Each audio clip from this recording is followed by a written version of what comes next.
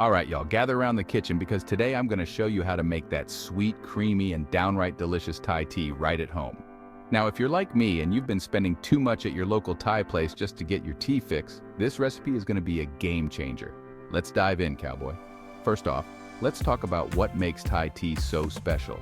It's like the rodeo of beverages with its strong black tea, spices, and a whole lot of creamy goodness. We're talking Ceylon or Assam tea leaves, star anise, and cardamom. And don't even get me started on that vibrant orange color. It's like a sunset in a glass.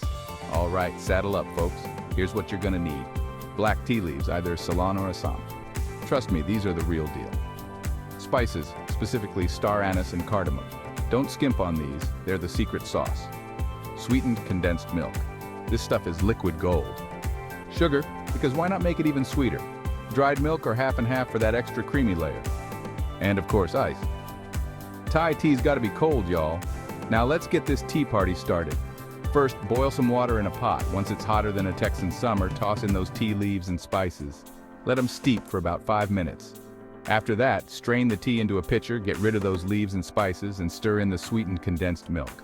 Add sugar if you've got a sweet tooth like me. Let it cool to room temp, then pop it in the fridge until it's chilled. When you're ready to serve, fill your glass with ice, pour in the tea, and leave a little room at the top. Top it off with dried milk or half and half. And there you have it, homemade Thai tea. Now for those of y'all with a sweet tooth, let's talk Thai tea ice cream.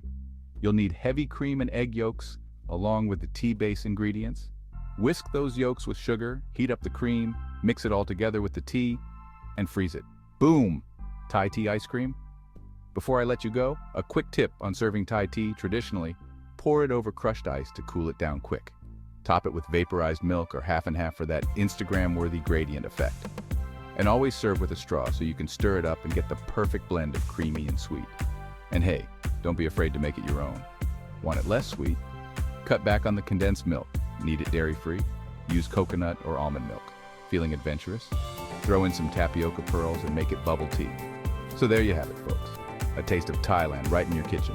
Sweet, creamy, and oh so refreshing. Until next time, happy brewing, y'all.